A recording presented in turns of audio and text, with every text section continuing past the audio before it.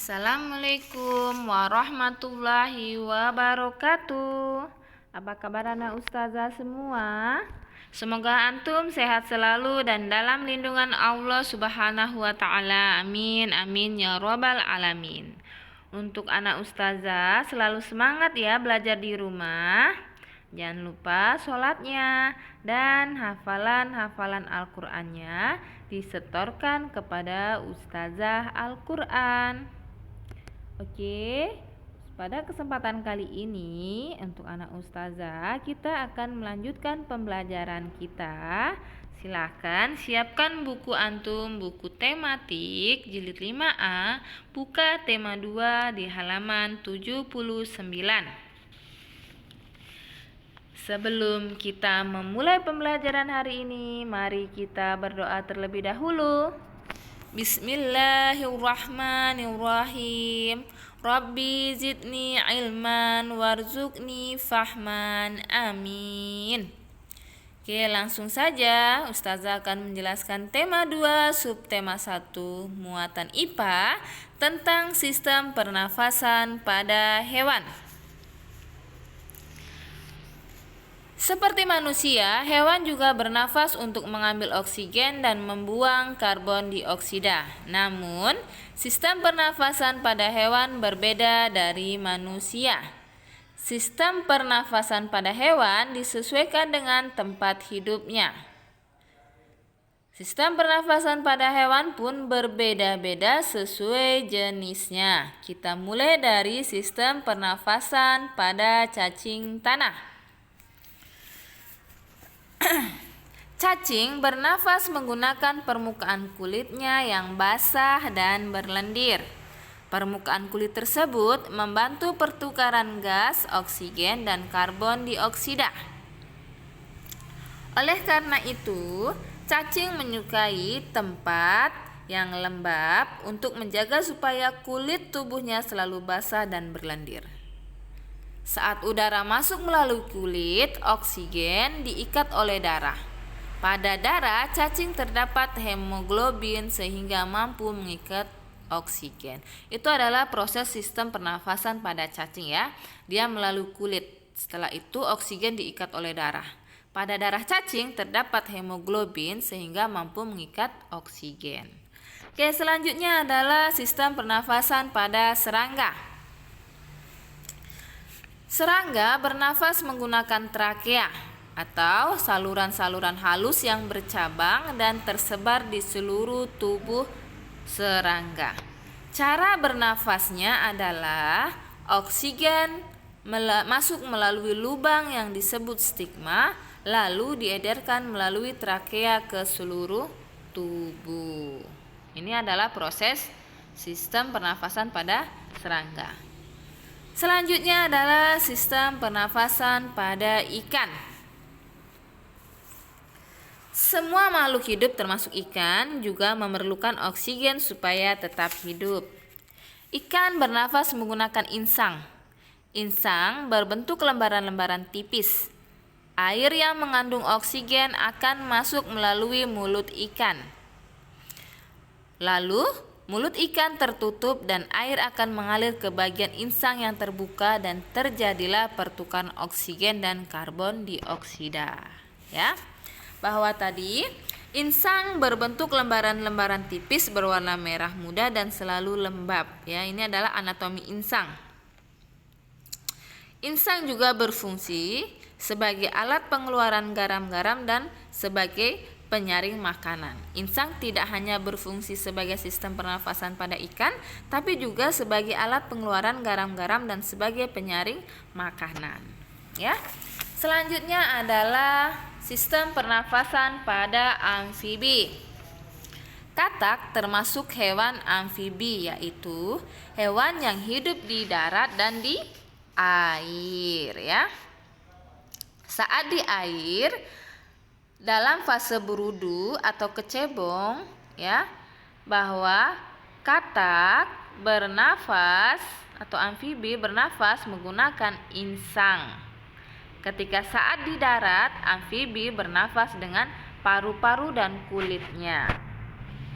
Amfibi memiliki kulit yang selalu lembab dan basah untuk membantu pertukaran oksigen dan karbon dioksida. Tadi bahwa fase pada katak saat masih berupa kecebong atau berudu, katak hidup di dalam air dan bernafas menggunakan insang, ya. Setelah berumur 9 hari, ke berudu itu atau kecebong, Ustazah bilang, bernafas menggunakan insang dalam. Insang dalam akan menyusut seiring berfungsinya paru-paru. Dan katak muda pun tumbuh menjadi katak dewasa. Katak dewasa bernafas menggunakan paru-paru dan permukaan kulitnya. Itu adalah sistem pernafasan pada amfibi. Selanjutnya adalah sistem pernafasan pada reptilia. Hewan yang termasuk reptilia diantaranya, ini yang termasuk ya karena banyak. Di antaranya adalah ular, cicak, buaya, dan biawak. Ya. Reptilia bernafas menggunakan paru-paru. Oksigen masuk melalui hidung ke tenggorokan lalu ke paru-paru. Karbon dioksida pun dibuang melalui jalur yang sama. Ada reptilia yang dapat menyelam seperti kura-kura, penyu, dan buaya.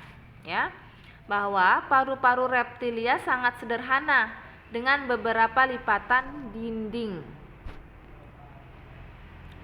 yang dapat memperbesar permukaan paru-paru. Namun, paru-paru pada kadal dan buaya lebih kompleks. Perhatikan ya. Selanjutnya adalah sistem pernafasan pada burung. Burung bernafas dengan paru-paru. Paru-paru dalam burung terletak di rongga dada. Saat tidak terbang, burung menghirup udara sebanyak-banyaknya, ya. Tadi bahwa pernafasan burung dibantu oleh pundi-pundi udara. Pundi-pundi udara ini untuk mampu menyimpan udara saat terbang, ya. Burung tidak bernafas melalui hidung, melainkan menggunakan udara yang tersimpan pada pundi-pundi udara. Tadi bahwa ketika burung tidak terbang, dia menghirup udara sebanyak-banyaknya dan dimasukkan ke dalam pundi-pundi udara. Dan ketika mereka terbang, oksigen dalam pundi-pundi udara itu yang mereka hirup. Oke. Selanjutnya adalah sistem pernafasan pada mamalia. Sistem pernafasan pada mamalia, ya, mamalia ini adalah jenis hewan yang menyusui. Ada 2 jenis mamalia, yaitu mamalia darat dan mamalia air. Mamalia darat misalnya, ya, kambing, sapi, kerbau, dan kuda, masih banyak yang lainnya juga. Sedangkan mamalia air misalnya paus, duyung, dan lumba-lumba. Mamalia bernafas menggunakan paru-paru. Oksigen masuk melalui lubang hidung ke tenggorokan lalu ke paru-paru. Karbon dioksida dikeluarkan melalui jalur yang sama. Mamalia yang hidup di air bernafas dengan cara memunculkan diri ke permukaan air secara berkala untuk mengambil udara, ya. Mamalia air hidungnya dilengkapi dengan katup. Saat menyelam, katup menutup, dan saat muncul di permukaan, katup terbuka. Saat itu digunakan untuk menghirup oksigen dan mengeluarkan karbon dioksida dan uap air. Itu saja penjelasan Ustazah hari ini tentang sistem pernafasan hewan. Untuk anak Ustazah boleh mengerjakan latihan di halaman 80 nomor 1 saja. Tuliskan nama alat-alat pernafasan pada hewan-hewan di bawah atau hewan-hewan berikut ini, ya. Soal nomor 1 saja, A sampai F. Oke, itu saja penyampaian materi yang Ustazah sampaikan hari ini. Mudah-mudahan anak Ustazah paham dan tetap semangat.